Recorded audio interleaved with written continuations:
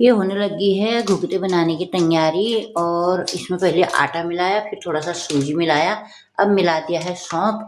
थोड़ा सा इसमें रिफाइंड से हम इसको गूंद लेंगे थोड़ा सा मसल के। देखो गुड़ पाक बढ़ रहा अमूल्य, गुड़ का पानी बनाया है।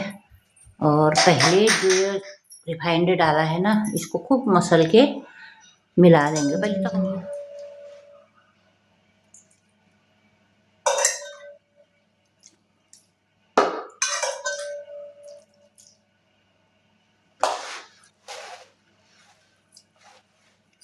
ये देखो घुघुत बड़ा था गया हम ये बड़ा रही घुघुत।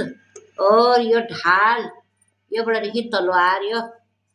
और ये हुड़ुक बड़ा रखा ये छिन तारी में फूल ये।